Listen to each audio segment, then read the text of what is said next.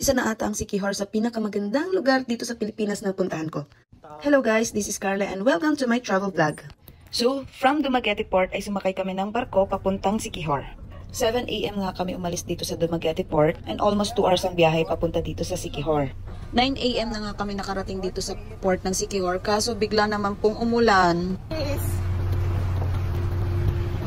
At dito ko na nga nakita si kuya na may daladalang placard na may pangalan ko. Siya kasi yung kausap ko sa online na nagre-rent ng motor.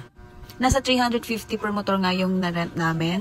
At ito na nga at naka-ready na. Pwede na gumala. Kay kuya na rin pala namin tinanong yung mga itinerary na pwede namin puntahan. At ang first stop, yung signage ng Welcome to Siquijor. Na hindi pwede mawala ang TikTok trend. Nagpa-picture na rin pala kami dito sa St. Francis de Assisi Church. Ito nga ay papunta na kami sa pinaka-una naming destinasyon ay ang sa Lagdoong Beach. Grabe, sobrang ganda. Papunta pa lang, nakaka-amaze na yung mga daan. And buti na lang guys, habang nasa daan kami ay unti-unti nang nawawala yung ulan. Kaya mas na-appreciate namin yung lugar. Yung mga nadadaanan namin, ang ganda. Wala kang makikitang black sand, lahat white sand beach. Sobrang nakaka-enjoy guys. Ayan, mga kasama ko si Ara at si Pox. Ayan, kita nyo ba yan? Sobrang saya ko para akong walang problema, di ba? Habang papunta nga kami guys, ay nadaanan namin itong man-made forest na sobrang napaka-instagrammable. Kaya huminto na rin kami, nag-picture-picture dyan, gumawa ng TikTok trend, nag-picture, nag-video, ayan na. Mating nga kami dito sa Salagdoong Beach guys, and nagulat ako, sobrang linaw ng tubig, as in, sobrang linaw, kita mo yung ilalim, mga bato. Yun nga lang, hindi siya pino yung buhangin, medyo bato-bato, kaya mag-ingat lang kayo guys. Bago pala guys, 50 pesos ang entrance fee and 20 pesos pala ang parking fee sa mga motor dito.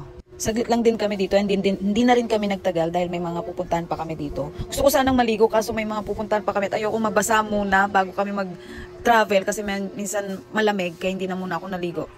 May mga restaurant din pala dito guys pero hindi na rin kami kumain kasi may mga nagsasabi na medyo pricey kaya kung nagtitipid ka, doon ka lang sa iba. Pagdating nga namin dito sa Cambugahay Falls ay tinry namin agad ang pinakasikat na charcoal ice cream dito sa may Siquijor. Parang nasa 30 pesos lang ata yan pero masarap naman. Grabe guys, pag pumunta pala kayo dito sa Cambugahay Falls, ay i-ready nyo na ang inyong tuhod dahil napakataas, napakatarik yung dadaanan ninyo. Kaya kailangan medyo tibay-tibay ang tuhod nyo dito. Pero worth it naman dahil yan ang makikita nyo, yan ang bubungad sa inyo. Sobrang ganda, napaka-blue ng tubig. Pero medyo na-off lang ako ng konti dahil naalala ko Saturday pala nito. Kaya sobrang dami ng tao, as in ang daming tao talaga. May mga tao pa yan sa taas, kaya hindi nyo po makita. Pero marami talagang tao niyan. At dahil hindi makukumpleto ang travel namin kung hindi ko itatry ang pinakasikat na Tarzan Swing dito sa Cambugahay Falls. Ayan, ang saya-saya talaga, promise. 20 pesos nga pala yung Tarzan Swing guys and tip kung gusto nyo magbigay ng tip.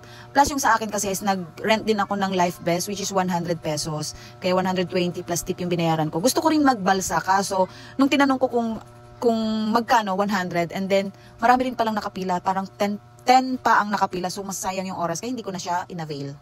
Next stop namin guys ay dito sa Balete Tree kung saan pwede ka nang bumili ng mga souvenir, mga ref magnet, mugs, t-shirts, yan, pwede ka nang bumili dito. Ang entrance pala dito guys ay 20 at ang gagawin mo lang ay magpapakain ng kalyo sa mga isda. Grabe nagulat ako guys dahil hindi lang isda maliliit ang nandito kundi mga tilapia. Yes, tilapia ang napakalaki, mas malaki pa siya sa paa ko. At ang next stop namin guys, ang pinaka-favorite ko ay ang Pitogo Cliff. Grabe, sobrang ganda yan ang papunta dyan. And then bubungad sa'yo yung ganda ng dagat, sobrang linaw ng dagat. May mga nag-cliff diving din dyan. Pero mapapansin nyo ang mga nagda-dive is mga banyaga.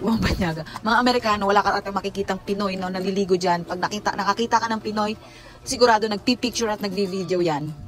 30 pesos ata, 30 to 50 pesos ata ang entrance dito. And then yung parking is 10 pesos pag nakamotor. Ayun yung mga naliligo dyan. Sobrang lalim po niyan. Ang lanaw, grabe. Dito talaga ako napasabi ng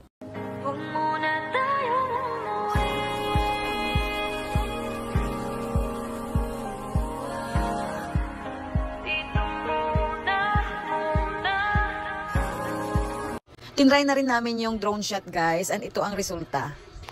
Kita mo talaga yung ganda ng Siquijor, napaka-magical, as in, masasabi mo talaga sa sarili mong paradise. Para ka talaga napunta sa paradise, napakaganda. OA pero masasabi ko talagang OA talaga siya sa ganda. Kung gusto nyo print palang itry yan guys, pag solo ka is 200, pag couple 300, pag group naman is tigwa 100 lang. And then kung gusto nyo naman i-avail yung picture and video, human drone, 50 pesos lang magkasama na yon. At yan na yung resulta talaga, ang ganda. Ako'y naiiyak pa rin hanggang ngayon. Papunta na pala kami sa last stop namin guys, which is yung Paliton Beach.